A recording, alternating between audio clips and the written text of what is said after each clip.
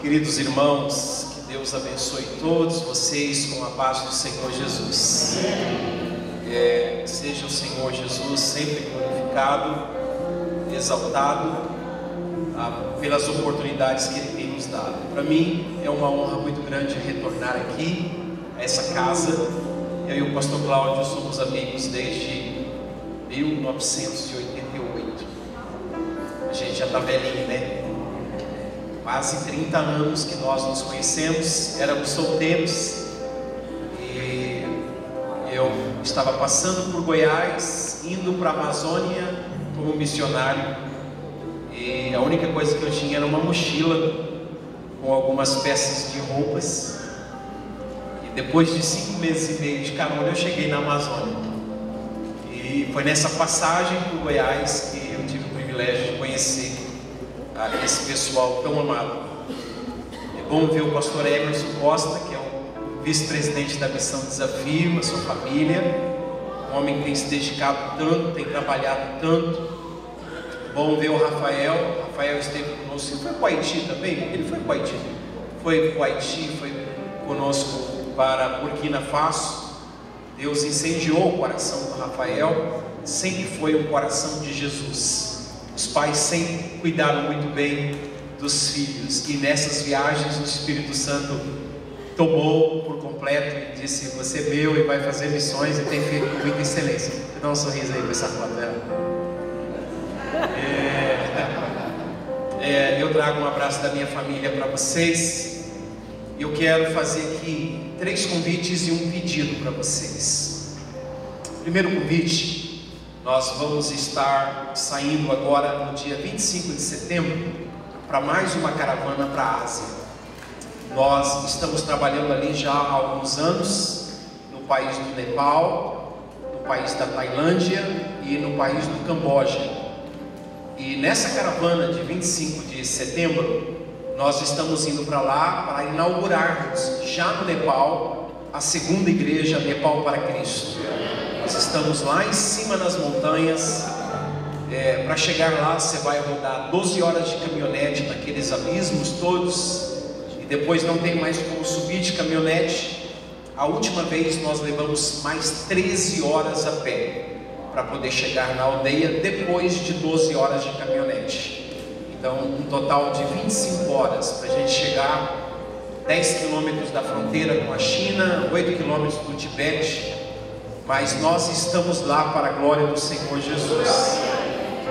Depois de lá, nós vamos descer para a Tailândia. Nós apoiamos o trabalho. Em Bangkok é onde existe o maior ajuntamento de prostitutas infantis do mundo. Está nessa cidade. E a gente está apoiando um trabalho de resgate dessas meninas. De lá, nós vamos para o Camboja, para nós inaugurarmos a 2ª igreja Camboja para Cristo também. Então nós estamos trabalhando nesses países e nós temos 2 vagas para essa caravana. De repente você pode ir, quem sabe aqui de Goiânia pode sair alguém aqui de Goiás, dessas quase 20 pessoas que estão com as passagens compradas. De Goiás nós temos 5 pessoas nessa caravana, amigos de outras denominações, e temos também pessoas da Igreja Brasil para Cristo de São Paulo, e temos essas 2 vagas, de 25 de setembro a 8 de outubro. O pessoal volta embora no dia 8, e eu no dia 8 entro em uma nação chamada Vietnã. Nós vamos entrar nesse país. Vamos ficar 2 dias nesse país, e acreditamos que lá também nós vamos começar em uma aldeia um projeto para muito em breve nós inaugurarmos a igreja Vietnã para Cristo em nome de Jesus. Um país que foi destruído pela guerra, mas que o Senhor Jesus está fazendo coisas lindas lá. O segundo convite que eu faço para vocês, do dia 23 ao dia 28 de outubro, nós vamos fazer a 12ª cruzada de evangelismo e ação social no Nordeste. Diga para o seu irmão aí, é a 12ª. E você ainda não foi em nenhuma. Que coisa feia. É feio, não é? Já é a 12ª e você não foi ainda em nenhuma. Então tá aí o convite, você paga apenas a sua passagem até São Luís do Maranhão. O restante a gente cuida de você, sua hospedagem, sua alimentação, seu transporte. A gente tem essa estrutura para poder receber você lá. Os irmãos que vão aqui de Goiás, de Anápolis, que já compraram as passagens, muitos deles compraram por R$420 ida e volta de avião. Então 23 a 28 de outubro, eu espero ver alguns de vocês nessa cruzada. Depois, se você quiser maiores informações, entre lá no meu site www.edsonteixeira.com.br, me escreva solicitando informações e eu mando para você.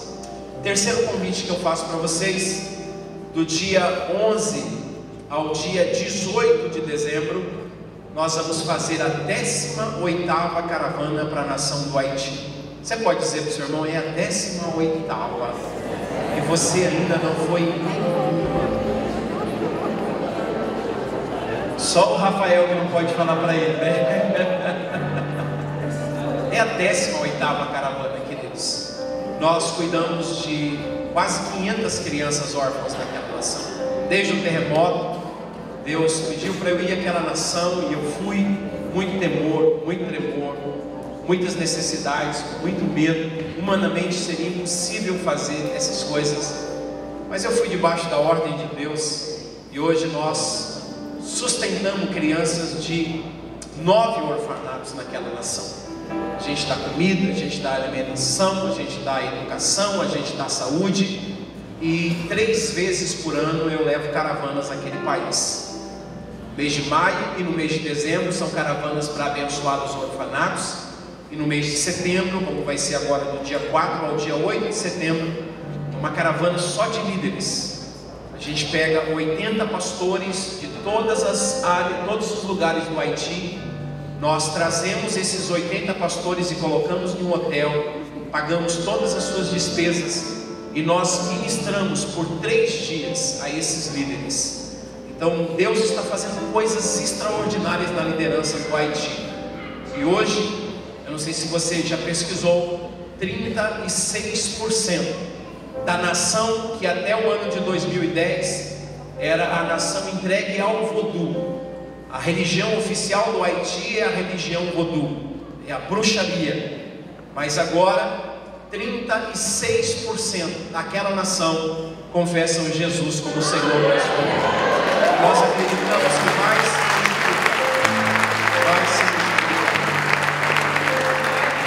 Deus vai pegar, eu venho profetizando sobre essa nação, que Deus já levei quase 1000 brasileiros para esse país. E eu tenho certeza que Deus vai pegar essa nação mais pobre do nosso continente e vai tomar o Haiti como uma nação de glória em suas mãos, para mostrar para o mundo o que o Evangelho pode fazer numa nação. Eu creio nisso. Então são esses 3 convites. Se você for comigo via República Dominicana, hoje a passagem está mais ou menos R$2.500, para você ir comigo até Santo Domingo, e de lá nós vamos de ônibus para Porto Príncipe, no Haiti. É uma passagem um pouco mais barata, e também nós oferecemos o privilégio das pessoas de conhecerem um país a mais. Eu tenho alguns amigos na República Dominicana que nos recebem e que a gente passa um tempo gostoso com eles. Então esses são os 3 convites. E eu faço um pedido para vocês. Eu tenho estado muito preocupado, não é de agora, já de muitos anos, com algumas nações que pertenciam à União Soviética, países que as pessoas não estão se preocupando em evangelizá-los. Eu não vejo igrejas com movimentos para alcançar esses países. Dificilmente eu escuto alguém pedindo oração por esses países. E desde uma viagem que eu fiz por aquela região, o meu coração ardeu por esses países: Turcomenistão, Cazaquistão, Quirguistão, Afeganistão, Paquistão. Esses países estão esquecidos. Eu estou indo agora dia 15 de agosto para alguns países da Europa Oriental. Nós vamos ter uma reunião na República Tcheca, depois nós vamos ter uma reunião em Budapeste, na Romênia, depois nós vamos ter uma reunião em Viena, na Áustria, e tudo vai ser para tratar a respeito de como que a gente pode alcançar esses países esquecidos pela igreja.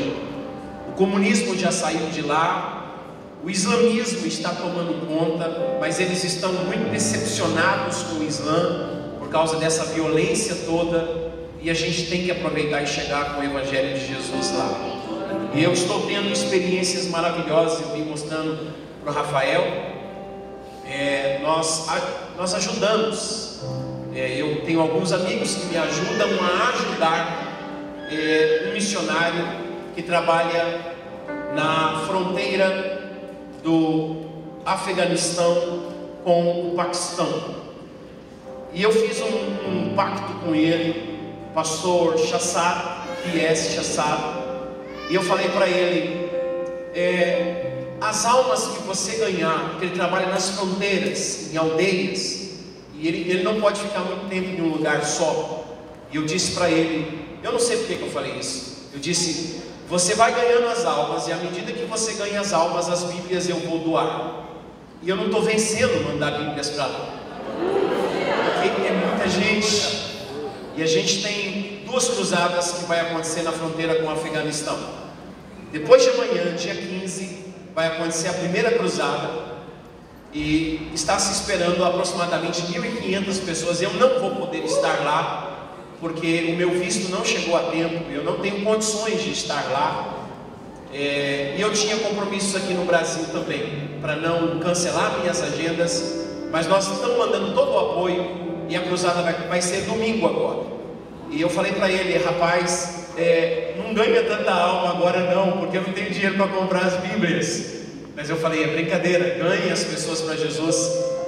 E no dia, se eu não me engano, 22 de novembro, eu vou estar fazendo uma cruzada lá nesse lugar também, na fronteira do Paquistão com o Afeganistão.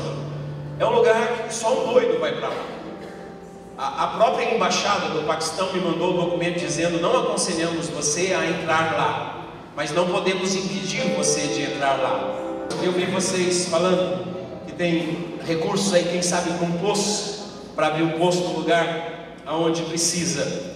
Esse pastor, eu penso em trazê-lo para o Brasil. Como ontem pela manhã nós apresentamos os missionários do Camboja para o pastor Ronaldo, para o pessoal da missão. Eles estão no Brasil. Eu penso em trazer esse pastor ao Brasil. Nós temos um projeto de construir uma escola e de construir uma igreja. Nesses países não adianta só construir igreja, você precisa cuidar das crianças, você precisa dar educação para essas crianças, dar alimentação para elas, e então através da escola você pode abrir igreja. Eu morei na Guatemala há alguns anos. Vocês sabem que hoje a nação que mais cresce o Evangelho em termos de proporção do tamanho do país é a nação da Guatemala. Na Guatemala hoje existem igrejas para 25.000 pessoas assentadas, e não é só uma igreja, tem muitas igrejas. E eu tive o privilégio de trabalhar com esses homens que trabalham na Guatemala, mas a nação está sendo ganha, porque em todo lugar que eles querem colocar uma igreja, em primeiro lugar eles colocam uma escola. Eles trabalham com a educação, uma visão, uma cosmovisão cristã, destruindo paradigmas antigos, estabelecendo o reino de Deus através da educação. E pouco tempo depois tem que se abrir uma igreja, e aí a nação vai pegando uma cultura cristã, e por isso a sociedade pode ser mudada. Infelizmente nós não tivemos muito disso no Brasil. Nós recebemos muita pregação do Evangelho, mas pouca educação a respeito do Evangelho, de escolas que educassem a nossa geração passada. Mas nós podemos construir uma nova geração em nome de Jesus. E o meu alvo, o meu propósito, talvez para vocês orarem aqui hoje, quem sabe, Deus não usa esses recursos, essa igreja, para levantar essa escola e essa igreja lá na fronteira do Afeganistão com o Paquistão. Quem sabe não é essa igreja que Deus levantou. Mês passado estivemos aqui em Anápolis. O Josinaldo precisava abrir um poço lá no topo. Nós tínhamos arrumado recursos para ajudar todos os projetos no Burkina Faso, mas o Togo estava sem recursos. 2 amigos me procuraram e nesses últimos dias o Josinaldo tinha arrumado quase 3 mil reais, faltavam 21.900 reais. E nesse final de semana do mês passado que passamos aqui, a igreja Bethesda de Anápolis, junto com mais um amigo meu de Alta Floresta, no Mato Grosso, levantaram esses 21.900 reais. Então eu já tenho dinheiro para o poço lá no topo. Um empresário sentiu-se comovido também pelo que estava acontecendo, subiu no púlpito, nos procurou e disse: eu estou doando sozinho um poço também lá para o topo. Então a gente tem em caixa dinheiro para 2 poços no topo. Uma igreja do Paraná, de alguns amigos, já depositaram, já está na conta da missão, o dinheiro para a primeira escola no Togo. Então a gente já tem a escola no Togo também.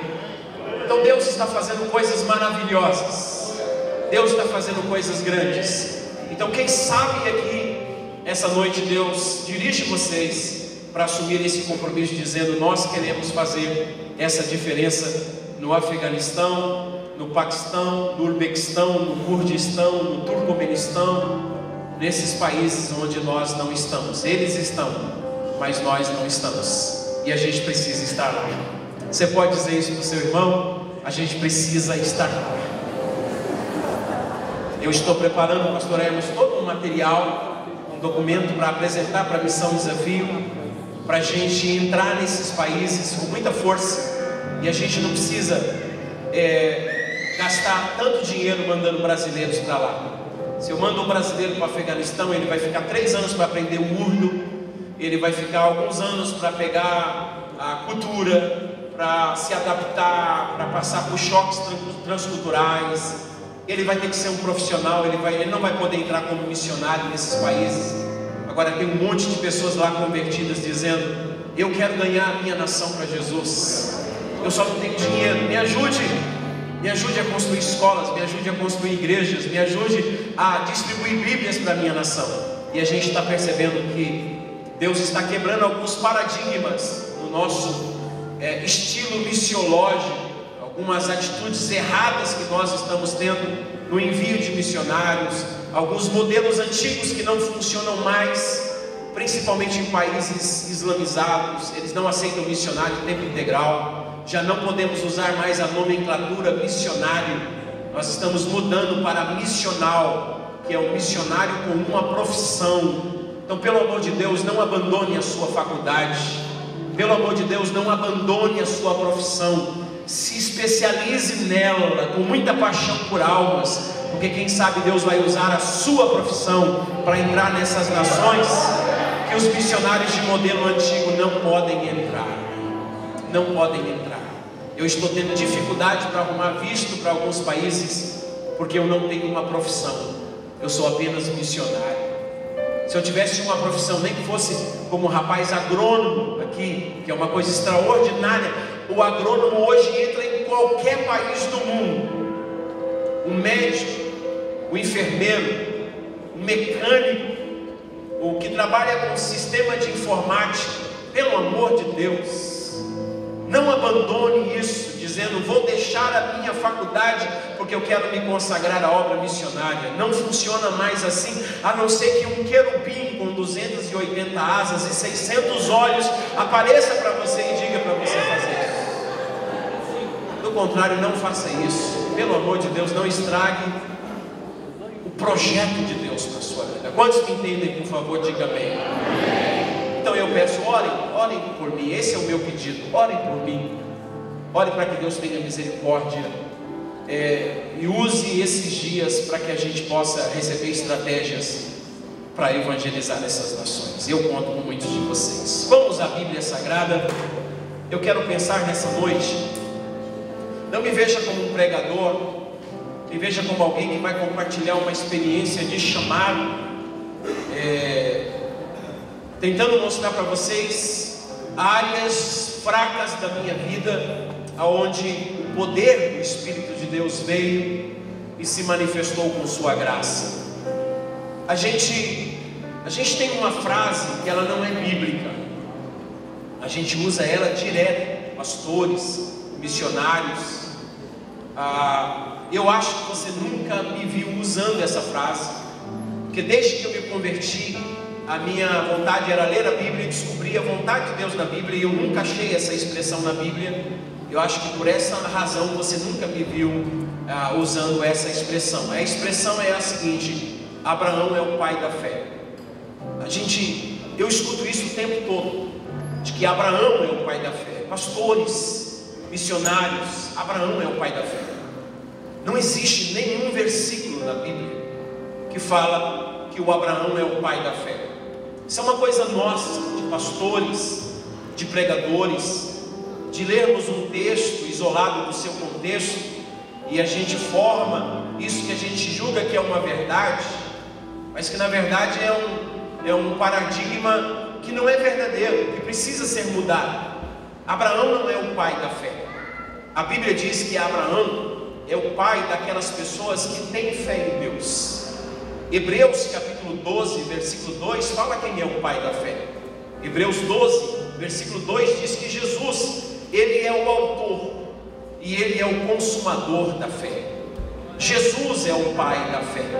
Jesus, ele é o princípio, ele é a origem da fé, e ele é aquele que consuma a fé. Quantos estão me entendendo? Por favor, diga amém. Por que eu estou dizendo isso? Porque a gente pensa que Abraão é o pai da fé pelo fato dele ser um homem que acreditou em Deus, e a gente está equivocado. A gente mais uma vez está equivocado, porque a visão que a gente tem de fé é uma visão equivocada. Deixa eu trazer para vocês pelo menos 3 definições bíblicas da fé. Veja Romanos, por favor, capítulo 4, e você vai perceber que Paulo está fazendo uma mini biografia de Abraão. Ele vai usar Abraão como exemplo, e ele vai fazer uma mini biografia de Abraão, e ele vai dizer que a graça de Deus operou na vida dele, no versículo 16, que tudo provém da fé, para que seja tudo segundo a graça, a fim de que seja firme a promessa. Vem da fé por meio da graça, a fim de que fique firme a promessa. E a promessa é essa do versículo de número 17, de que, como está escrito, por Pai de muitas nações eu te constituí. Aí vem a definição: perante aquele no qual creu, o Deus que vivifica os mortos e chama à existência as coisas que não existem. Então, quando Paulo vai fazer uma definição de fé, usando a vida de Abraão, a forma como Deus liberou a sua palavra sobre ele, e a forma como Abraão creu na palavra de Deus, essa fé é a capacidade de Deus chamar à existência as coisas que não existem. Aí você vai para Hebreus, no capítulo 1 e no versículo 3, diz assim: porque pela fé nós entendemos que o universo foi criado por meio da palavra de Deus, de sorte que aquilo que se vê, se você quiser me acompanhar, aquilo que se vê, de maneira que o visível veio a existir das coisas que não aparecem. Olha essa definição de fé. Pela fé entendemos que o universo foi formado pela palavra de Deus, de maneira que o visível veio a existir das coisas que não aparecem. Uma tradução diz que o visível veio a existir das coisas que são invisíveis, das coisas que não se veem. Então percebe que a fé sempre está relacionada com essa capacidade de chamar à existência o que não existe. E o homem não tem essa capacidade. O homem não tem a capacidade de criar algo daquilo que não existe. Os cientistas, eles podem, ou os médicos, esses homens todos, eles podem criar alguma coisa de algo já criado. Por isso eles fazem um remédio, por isso eles inventam a luz, por isso eles conseguem criar as cores. Mas na verdade, coloque um cientista em uma sala que não exista absolutamente nada e diga para ele: me dê um telefone, me dê uma energia, me dê uma cor, me dê um remédio. Ele não pode fazer nada. Ele só pode criar alguma coisa de coisas que já foram criadas pelo único que pode chamar à existência aquilo que não existe. Então só Deus é o Criador. Só pelo poder da palavra que tudo isso que a gente vê com os olhos visíveis foi criado pela palavra de Deus, quando nada disso existia. Quantos estão me entendendo? Por favor, diga amém. Amém. Versículo 1 de Hebreus 11. Ora, a fé é a certeza das coisas que se esperam. E qual é a palavrinha que ele usa aí? E tem uma tradução que diz: e a convicção. Tem uma outra tradução que diz: e a prova. A convicção, a prova do quê? Que dizem, qual é a outra palavrinha? De coisas. Coisas. Uma tradução fala fatos. A fé é o firme fundamento das coisas que se esperam, e a prova de coisas que não. Prova. Como é que você pode provar alguma coisa que você não enxerga? Que homem pode fazer isso? Qual é o homem que pode provar aquilo que não se vê? Então eu quero trazer uma frase para vocês que talvez venha chocar a sua religiosidade. Mas a frase que eu quero usar para vocês, e vou usar a Bíblia para provar isso para vocês, é de que a coisa mais importante, a fé verdadeira, a importância da fé verdadeira, não é a capacidade que eu tenho de acreditar em Deus. Quem me acompanha nas redes sociais sabem que eu venho postando essa frase, que a fé verdadeira não é a minha capacidade de acreditar em Deus. A fé verdadeira é a capacidade de Deus acreditar em mim. Essa é a fé verdadeira. Porque eu acreditar em Deus, Deus é todo poderoso, Deus é grande, Deus é onisciente, Deus é onipotente, Deus é onipresente. Deus pode fazer todas as coisas, nada foge do seu controle. Ele opera quando quer, da forma que quer, aonde quer, do jeito que quiser. Ele é soberano, Ele é Deus, Ele é grande. Não existe virtude minha em crer nele, porque Ele é o Deus que pode fazer visível o invisível. Ele pode criar o que não existe. Ele pode todas as coisas. Agora, Ele acreditar em mim, quem sou eu? Eu não sou onipresente, eu não sou onipotente, Eu não sou onisciente, eu não tenho toda a sabedoria, eu não tenho conhecimento, eu não posso fazer todas as coisas, eu sou limitado, eu tenho fraquezas, eu tenho debilidades, eu tenho dúvidas, eu tenho momentos de desânimo. Ele conhece todas as minhas limitações.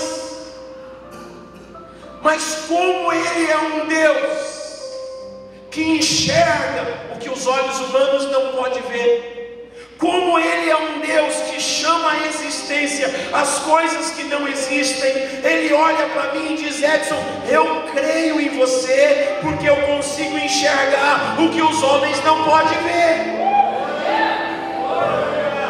Essa é a capacidade da verdadeira fé. Não é eu acreditar nele, é ele acreditar em mim. Porque o Abraão chega a um momento na vida dele, veja Gênesis 17, por favor, que a gente fica pensando, o Abraão,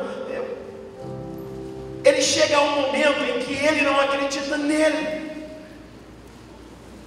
Chega um momento em que o próprio Abraão não tem mais fé nem nele mesmo. Ele está com 100 anos de idade.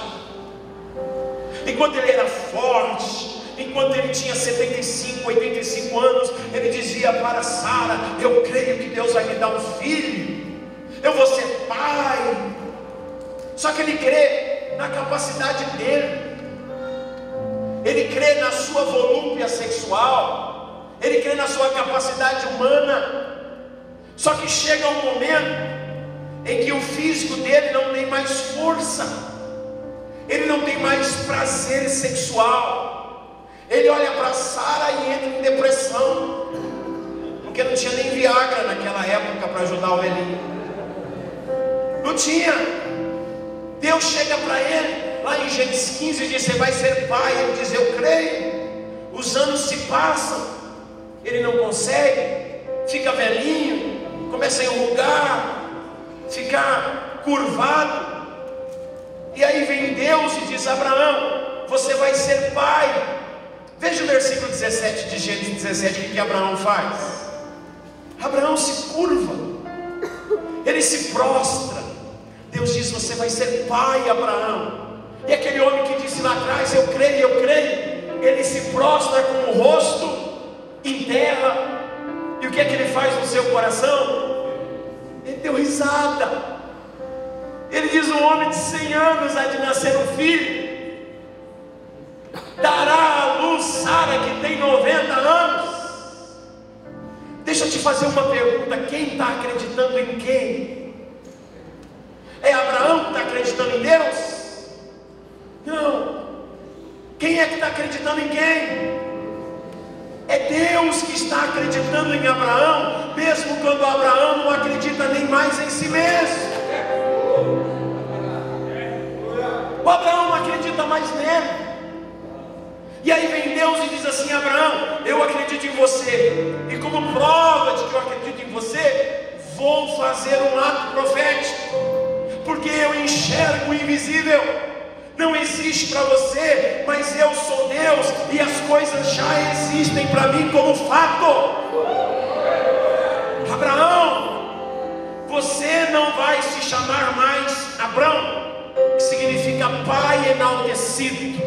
Eu vou acrescentar o seu nome, vou colocar o meu sopro e a minha vida no seu nome. A partir de hoje você vai se chamar Abraão, que significa pai de muitas nações.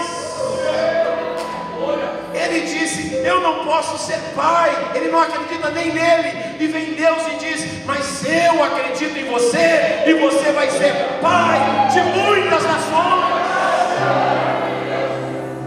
Eu vim aqui para dizer isso para você. Eu entendi isso. As pessoas olham para mim e dizem: você faz isso, faz aquilo. Eu não faço nada, eu não tenho capacidade alguma. Eu apenas aprendi a ter a fé que Deus quer que eu tenha, que não é a capacidade minha, mas é uma fé na capacidade que Ele coloca em mim. É Ele que faz faz através de mim, e é Ele que faz apesar de mim. Eu simplesmente aprendi a crer como Ele quer que eu creia. Sara, você vai ser mãe. Veja Gênesis 18, versículo 12, por favor. Sara escuta lá na tenda, o Abraão conversa com o anjo, e o anjo diz: Sara vai ser mamãe. Olha Gênesis 18, versículo 12. O que Sara diz? Então Sara faz o que também? E ela dá risada, e ela diz assim: primeiro, terei ainda deleite depois de haver envelhecido. Sabe o que ela está dizendo? São 4 coisas, eu vou resumir para vocês. Primeiro, ela diz assim: eu sou velha, idade avançada. Segundo, ela diz assim: eu sou estéril, não tem como eu ser mãe. Terceiro, ela diz assim: já cessou o costume das mulheres. Tem uma tradução que diz assim: e a Sara havia cessado o incômodo das mulheres. A gente sabe que é a menstruação. Parou, não tem mais fertilidade. Um dia eu estava pregando aqui em Goiás, eu perguntei lá em Anápolis se os irmãos sabiam o que era incômodo das mulheres. E uma irmã levantou e disse: o marido.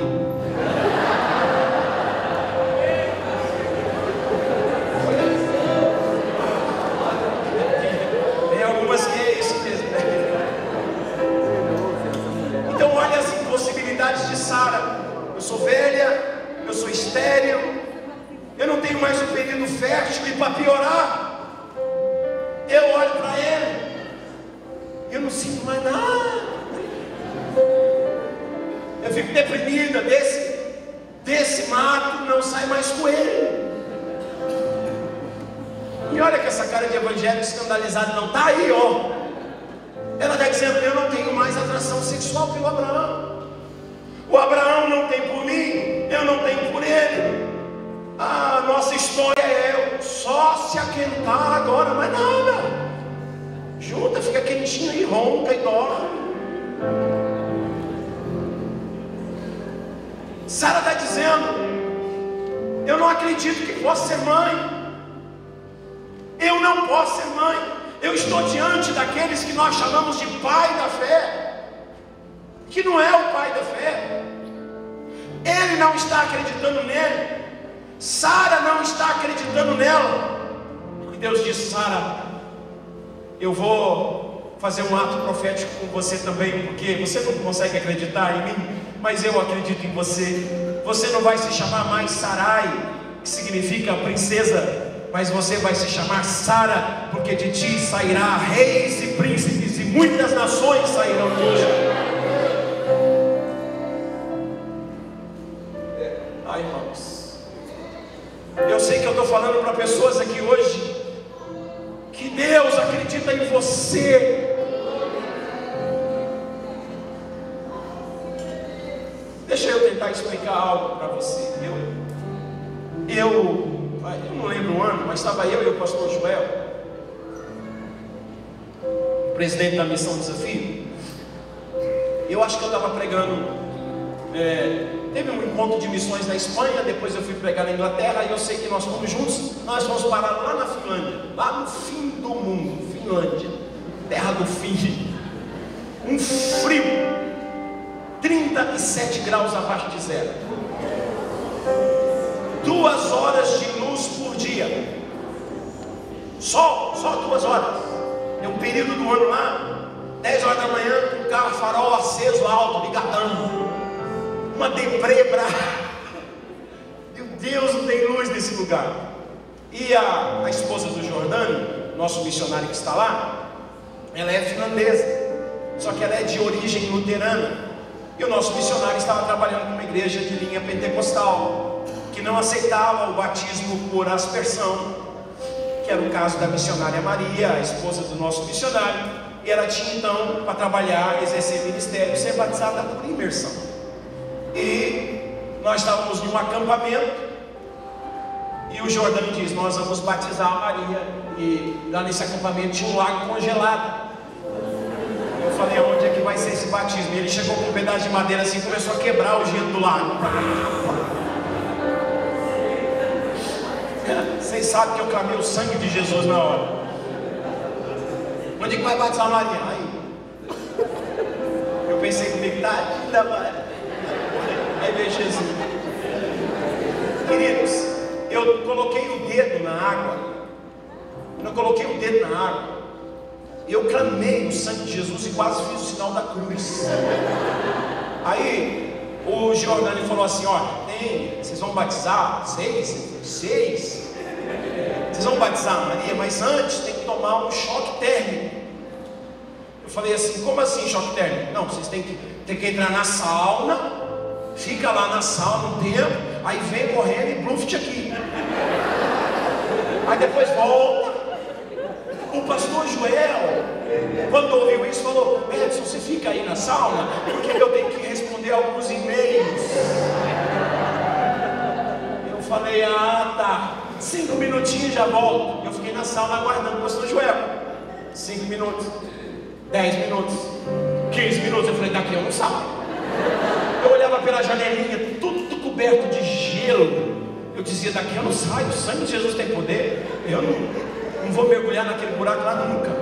De repente entra um finlandês, um frango de granja, branquela, falou algumas coisas que eu não entendi nada. Ficou uns 10 minutinhos na sala e saiu, só de bermuda, lá naquele gelo. Foi lá no buraco e saiu, pegou a toalha e foi embora.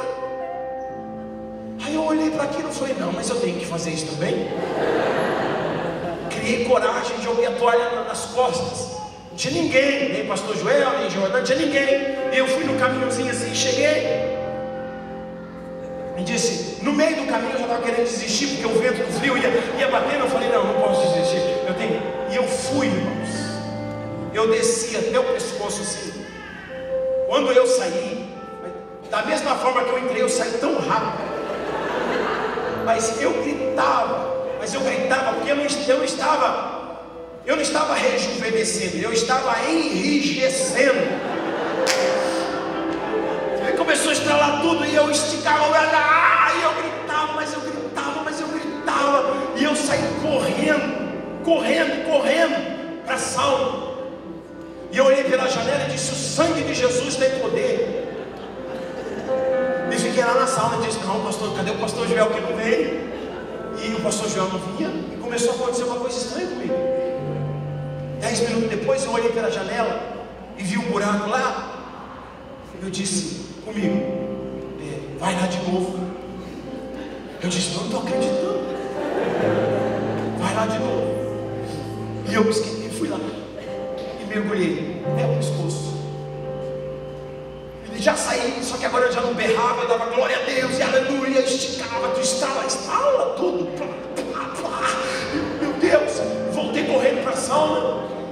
Eu disse: eu estou ficando louco. O pastor Joel demorava de vir. 5 minutos depois, uma vontade de ir lá logo. Eu falei: estou ficando louco. Fui lá no buraco,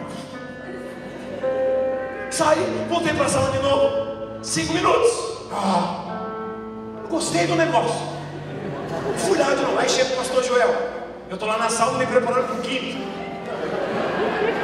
Ele chega: vamos fazer o batismo da Maria. Eu falei: pastor, eu acho melhor você tomar aqui um choque térmico. Ele disse: não precisa. Eu falei: pastor, precisa. Precisa sim, pastor. Aí perguntou para o Jordão: precisa, pastor, precisa. Ele entrou. Eu tinha minha câmera de tirar foto. Aí ficamos lá uns 10 minutos. Eu falei: pastor, é fácil. O senhor chega lá, o senhor mergulha assim até o pescoço. Sabe quem entendeu? Que a água dava no pescoço. Você não pode mergulhar tudo. Choque térmico, cobrir a cabeça. Eu falei: pastor, a água dava. O senhor mergulha até o pescoço. Ele entendeu que a água dava no pescoço. E ele veio. E eu com a câmera atrás, né? Eu falei: essa eu não vou perder de jeito nenhum. Ele: vai lá, meu pastor foi. Só quando eu vi ele subir. Ele foi. Eu tenho a foto. Ele voltou com a olho assim, com os olhos assim. E ele queria.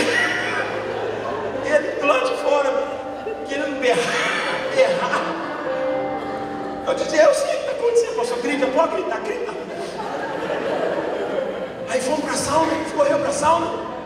E ele estava assim na época de fazer a cirurgia dele. Aí ele olhou assim para mim no caminho da sauna e falou: você sabe, né, Edson, que eu estou para fazer uma cirurgia. Então, eu acho que você vai ter que batizar eu, irmão.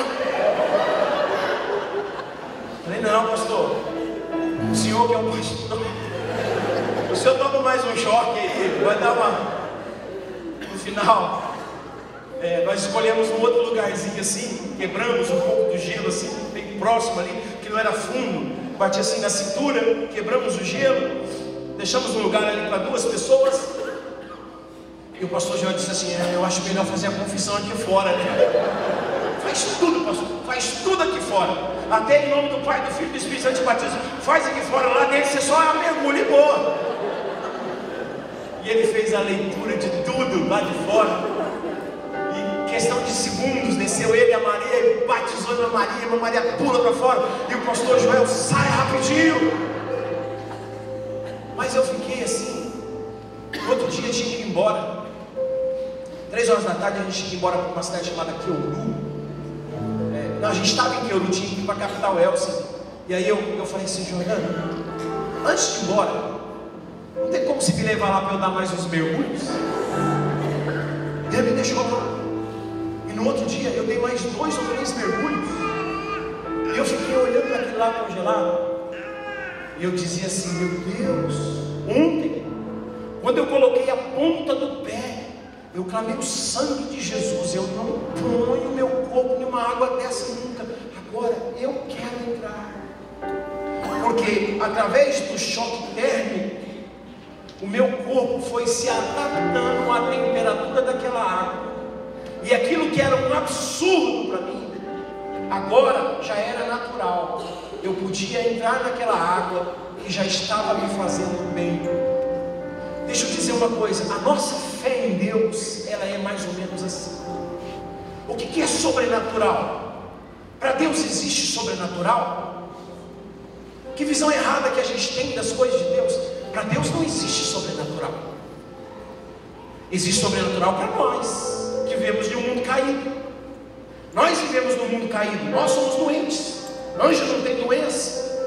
Nós vivemos em um mundo caído. Nós temos necessidades, passamos fome. Os anjos não têm essas coisas. Nós temos um monte de necessidade. No céu não tem essas coisas. Tudo no reino de Deus é natural, mas para nós é sobrenatural. Porque a gente vive num mundo caído. A gente chama de milagre. O que a gente chama de milagre? Uma intervenção de Deus no nosso mundo. A gente chama de sobrenatural o quê? Uma visitação de Deus na igreja. É sobrenatural para nós. Para Deus não. Para Deus tudo é natural. O que é a fé? A fé é a capacidade de você começar a mergulhar em Deus. A mergulhar em Deus.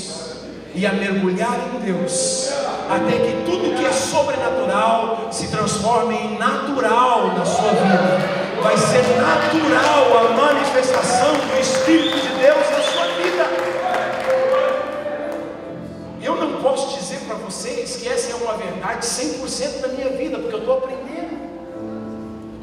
Eu não posso dizer para você que eu vivo no sobrenatural o tempo todo. Mentira!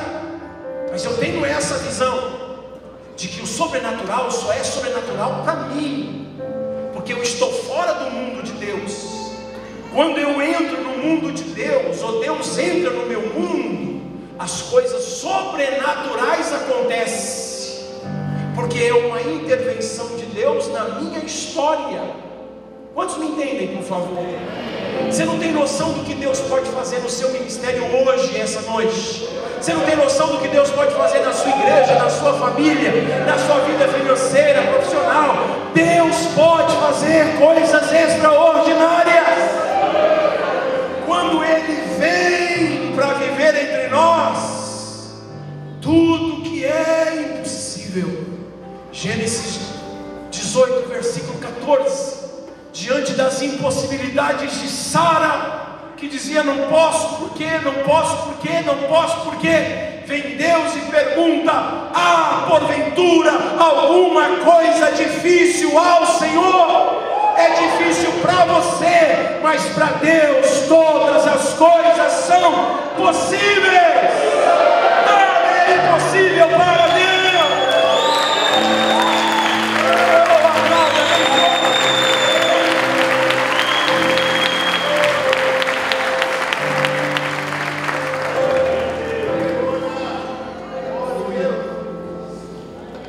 O ano de 2010, quando teve o terremoto no Haiti, meu coração foi tomado por uma tristeza, uma dor por aquela nação tão grande. Eu já tinha estado no ano de 2001, quando eu fui pregar na República Dominicana. Eu tinha estado na fronteira. Eu já tinha estado 6 vezes em Cuba, levando carregamentos de livros, de bíblias, na época em que aquele país era fechado para o Evangelho, fechado para tudo que era a respeito de Deus. Mas o Haiti eu não conseguia entrar. Até no ano de 2001, quando eu convidei uns pastores da República Dominicana para entrarem por Cadimiel comigo para o Haiti, esses pastores haitianos disseram para mim: não, a gente não pode entrar lá tem muito voodoo, tem esses zumbis, tem obras de macumbaria. Por causa desse que eu não falava francês, como é que eu ia entrar lá? E esses pastores falavam, mas eles não queriam entrar comigo. Eu não conseguia entrar. 9 anos depois do terremoto, e eu estava com a minha esposa e com a minha família em Nova York. Eu disse para elas: vocês retornem para casa, voltem para casa, para o Brasil, eu vou ficar, porque eu preciso ir para o Haiti. E a minha esposa disse: mas meu amor, está tudo destruído lá, as pessoas estão se matando, olha o que está passando na televisão. E eu disse para ela: meu amor, mas eu tenho que ir. Eu não tinha dinheiro, eu só vi crianças, e muitas crianças, eu tive sonhos, e eu comecei a enxergá-las. Eu fui naquelas casas do Dollar Tree, Macy's, compro as coisas bem baratinho, e eu fui formando kits de higiene, 6 malas enormes, aquelas que ficam tipo 3 andares, 6 malas enormes de kits de higiene para as crianças do Haiti. Mas como é que eu ia levar? Eu não tinha dinheiro para pagar o excesso de bagagem. Eu liguei para 32 pastores. Eu fiquei 1 semana. Eu liguei para 32 pastores e eu tive 32 respostas negativas. Eu convidando pastores para ir comigo para o Haiti, e eu tive 32 respostas negativas. Mas o meu coração ardia, eu tinha que ir para o Haiti. Aí encontrei um pastor que tinha sido da Brasil para Cristo, o pastor Darley, que era de Montes Claros, tinha sido pastor na cidade de New Rochelle, em Nova York, da igreja do Nazareno. E eu encontrei com ele e falei: pastor, eu preciso de você, rapaz, para uma viagem para o Haiti. Ele falou assim, acho que ele nem prestou atenção no que eu falei. Ele falou: fala com a minha esposa, se ela deixar eu vou. E eu saí correndo na frente, encontrei com a esposa dele, a Dani. E eu disse: Dani, eu preciso que você libere o seu esposo para fazer uma viagem missionária comigo. E ela disse: tá bom, eu deixo. E eu corri para ele e falei: pega o cartão, vamos comprar passagem. E já compramos a passagem dele. 2 dias depois nos encontramos no aeroporto de JF Kennedy, e estamos lá com aquelas malas, despachamos tudo, conseguimos pagar. Ele me ajudou muito, foi muito generoso. Aí ele olhou para mim assim e falou: Edson, lá antes de entrar no avião, ele falou: quem vai pegar a gente lá no aeroporto no Haiti? Aí eu falei: pegar a gente lá no aeroporto? Não tem ninguém lá não. Aí ele me olhou assim, falou: não, quando a gente chegar lá, a gente vai ligar para quem? Para ir buscar a gente. Eu falei: ligar? Eu não conheço ninguém lá. Aí ele jogou a terceira e ele disse: mas a gente chega lá, a gente vai para qual hotel? Eu falei: que eu saiba, caíram todos, não tem um hotel também. Aí ele disse: uai, você é louco, é? Eu falei: eu só estava precisando de mais um. E ele foi comigo para o Haiti. Ele não queria descer do avião. Quando nós chegamos, eu fiquei com medo, mas eu desci. Eu falei: não, nós vamos descer, vamos entrar. E ele não queria descer, porque as pessoas pulavam o muro, e não era para roubar as coisas, eles queriam comida, eles não queriam roubar as coisas das pessoas. A gente via os objetos eles pegavam bolacha, eles queriam comida. Mas era 1.800.000 pessoas morando na rua, e a maioria dessas barraquinhas, tudo lá ao redor do aeroporto. Então você imagina onde é que nós saímos. Eu sei que do avião até uma vanzinha que ia levar a gente para um quarto que a gente tinha arrumado, que a gente não sabia onde ia ficar. Essa mulher disse: não, tem um quarto lá, $70 para você guardar essas coisas. Dali até a vanzinha eu já tinha pago $110 para os guardas proteger as nossas malas. Então 2 guardas protegia 30 metros, aí dizia: não, daqui para frente eu não posso, é o outro guarda. Aí vinha um outro guarda e dizia $20 para eu levar mais 30 metros. Quando a gente viu, eu estava ficando sem dinheiro. A gente conseguiu guardar 6 malas em um quarto. Estava chovendo, e eu saí com o pastor Darley no meio de 1.800.000 pessoas, passando fome, muita sujeira, chovendo. E eu só lembro que eu levantei os olhos aos céus e as minhas lágrimas estavam misturadas com a chuva. E eu disse: Deus, eu não sei o que fazer, mas Tu sabes o que fazer. E eu não sei aonde eu estou, mas Tu sabes aonde eu estou. Quando eu terminei de fazer essa oração, eu escutei uma gritaria. Não deu para entender por causa da língua, mas era como se estivesse pedindo para sair da frente. E nós fomos saindo, e veio um tanque de guerra, e passou esse tanque de guerra, e depois do tanque de guerra passou um caminhão do exército, cheio de soldados com as metralhadoras. Quando passou o caminhão, eu vi uma bandeira atrás, pequenininha, a bandeira do Brasil. Eu nunca fiquei tão feliz em ver a bandeira do Brasil na minha vida como eu fiquei naquele dia. A bandeira do Brasil, comecei a olhar nos soldados, tinha as bandeiras no ombro do Brasil também, e eu comecei a gritar: Brasil, Brasil, Brasil. E eram aqueles 2 frangos de granja correndo, mas desesperado. E eles, claro, viram, né? Todo mundo negros, e agora 2 brancos gritando com as mãos erguidas no meio da chuva, no meio daquela turma. Um soldado viu, pediu para o caminhão parar. O caminhão parou. O soldado desceu e viu que eu falava português, disse: o que você está fazendo aqui? Eu falei: rapaz, eu sou missionário. Ele falou: você não pode ficar aqui, isso aqui é zona de guerra, você tem que sair daqui. Eu falei: por que você acha que eu estou correndo atrás do caminhão? Tira a gente daqui, por favor. E aí fomos conversando. Aí desceu um senhor assim com umas patentes do outro caminhão, chegou perto de mim, me cumprimentou e perguntou: o que você é? Eu falei: eu sou missionário evangélico. Eu estou com algumas malas de doações para as crianças desse país, mas eu não sei onde tem orfanato, eu não sei o que fazer. Ele olhou assim e disse: você é missionário evangélico? Eu falei: sou. Ele disse: paz do Senhor. Eu sou o pastor dos soldados evangélicos do Exército Brasileiro de Brasília, pastor Levi. Ele falou: você não pode ficar aqui. Eu falei: então me tira daqui. Ele falou: lá no Exército vai ter um culto. E hoje à noite vai ter um casal de missionário brasileiro que acabaram de chegar. Eu falei: me dá o endereço. E naquela noite eu fui. E no outro dia eu comecei a ir para os orfanatos, e ia ir para os orfanatos e entregar as coisas. O primeiro orfanato que eu fui era um orfanato de bruxaria, do voodoo, caveiras, esqueletos. Eu acho que vocês já viram tudo que eu já mostrei sobre esse orfanato. Adoração aos demônios, uma opressão. Mas eu quero dizer para você que passaram esses anos todos, nós já temos crianças que eu peguei quase que no lixo, que hoje está fazendo faculdade. Crianças que eu peguei literalmente no meio das baratas e dos ratos. Hoje olha para mim e me chamam de pai. Meninos que me abraçam, me escrevem em português suas cartas dizendo: eu quero ser um pregador como você, eu quero ser pastor, eu quero ir para as nações, eu quero ganhar o Haiti. Não tem preço, querido. Hoje são centenas e centenas e centenas de crianças naquela nação que entregaram seus coraçõezinhos para Jesus, que são órfãos de pai e de mãe, mas que receberam a paternidade de Deus, porque Deus é o pai dos órfãos. Não é porque eu acreditei em Deus apenas, é porque Deus acreditou em mim.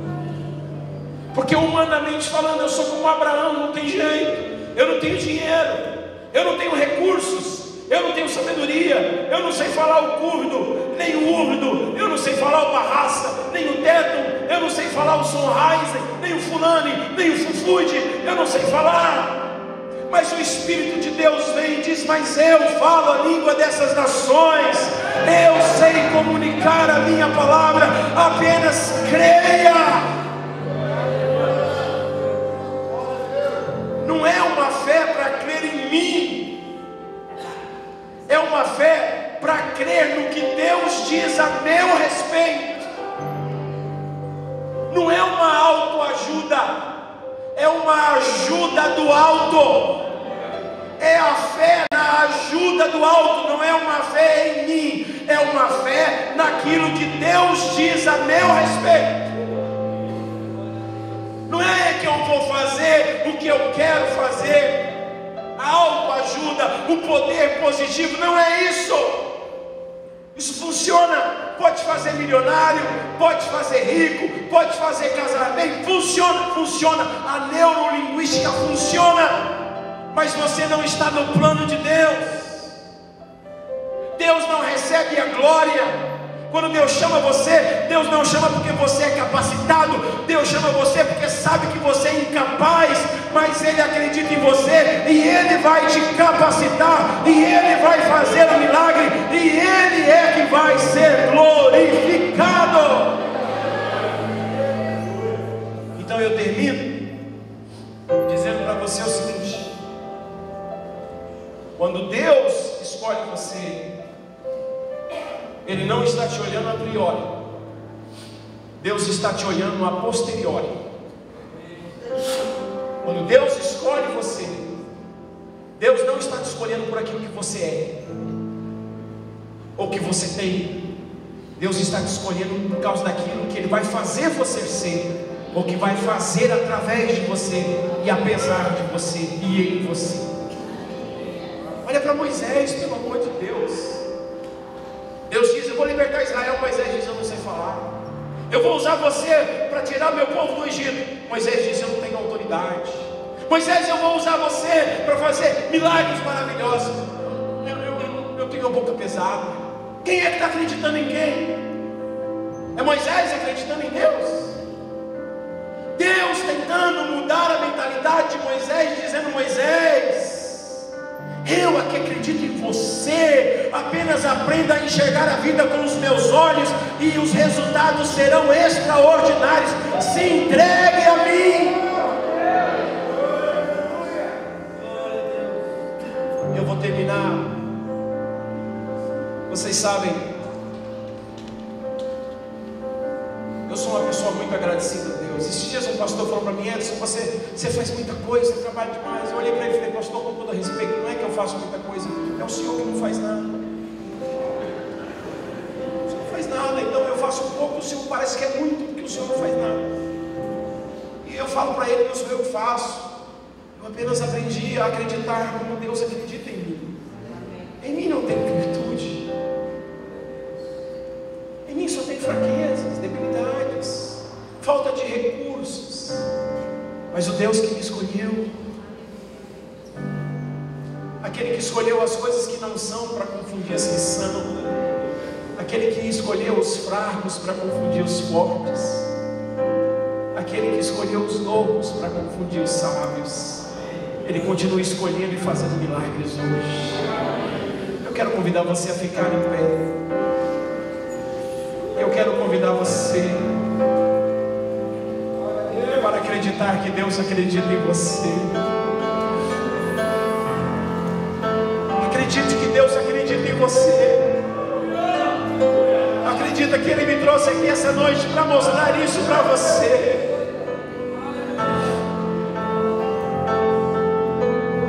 Eu quero convidar, eu posso convidar, não sei se cabe, não cabe aqui, né, pastor? Vou chamar as pessoas aqui à frente e dá, né? Pode? Vem aqui, você quer orar comigo? Vem aqui, venha dizer: Senhor, eu quero em esperança crer contra a esperança. Eu quero, como Abraão, deixar de olhar a vida conforme as minhas circunstâncias e passar a olhar para a vida conforme o Senhor vê. Deus te chama de Pai das nações. Deus te chama de Mãe das nações.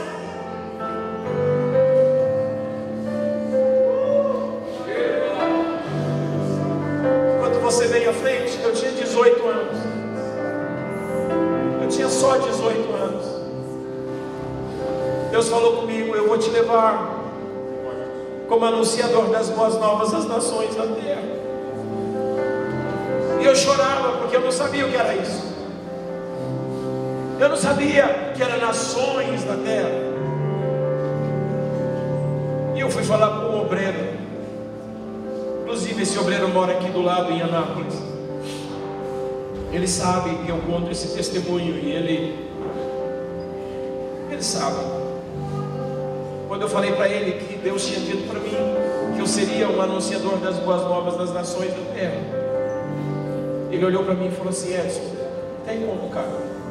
Você não sabe falar, você não tem estudos, você está fugindo da polícia, você tem 19 processos, seu corpo é cheio de tatuagem. Tudo que ele falou para mim era verdade. O Jorge falou para mim era verdade. Só que o Jorge ignorava uma coisa. Tudo que ele falou para mim era verdade, mas era verdade a respeito do meu passado. E eu não estava olhando as verdades a respeito do meu passado. Eu estava concentrando a minha fé a respeito das verdades que Deus tinha dito a respeito do meu futuro. Foi ali que eu coloquei a minha fé. Tudo que ele falou a meu respeito era verdade, mas era a respeito do meu passado. E tudo que Deus falou para mim não era concreto ainda, porque era algo a respeito do meu futuro, mas pela fé eu sabia que já era uma realidade. Eu aprendi a acreditar que Deus acreditou em mim, apesar de mim, para a glória dele, para que nenhum mortal possa se gloriar na presença dele. Senhor, aqui estão os teus filhos. As nações precisam de ti. Os povos precisam ouvir a tua voz. Eu não sei explicar. Eu não sei explicar por que o Senhor me escolheu. Eu acho que a única razão é porque em mim não existiria virtude alguma para te escolher. Por isso o Senhor disse: não fostes vós que me escolhestes, mas eu vos escolhi a vós. Até nisso, Senhor, até na escolha, veio do teu coração, conforme Romanos 4,16, é pela fé, na graça, por meio da graça, para que a promessa permaneça. É por causa da tua graça, do teu favor imerecido, para a tua glória. O Senhor nos escolheu e nos nomeou e nos enviou para a gente produzir frutos, a fim de que tudo que pedimos em teu nome ao Pai, o Pai conceda. Ah, Senhor, ajuda cada um aqui a cumprir o chamado, a viver o envio do Senhor às nações, às cidades, aos povos, aos vizinhos, aos amigos. Nós desistimos de nós no quesito de confiar em nossa capacidade. Só vou fazer quando tiver dinheiro, só vou ir quando tiver recursos. Ajuda a gente a desistir disso. A gente vai porque o Senhor enviou, e à medida em que a gente vai, o Senhor vai realizando o sobrenatural, porque é a tua presença que está conosco. Ajuda-nos a crer assim. Ajuda a tua filha e o teu filho, e libera esta unção aqui. e dá-nos os choques térmicos na nossa vida. Coloca-nos em choques térmicos, em temperaturas que não estamos acostumados do teu reino, até que a gente se acostume e o teu nome seja glorificado, e a gente não tenha mais medo e nem viva mais preocupados. Leva-nos à tua dimensão, Senhor. Oh, quem recebe essa palavra, diga amém. Quem concorda com essa oração, diga amém. Vamos dar um aplauso bem forte para Jesus.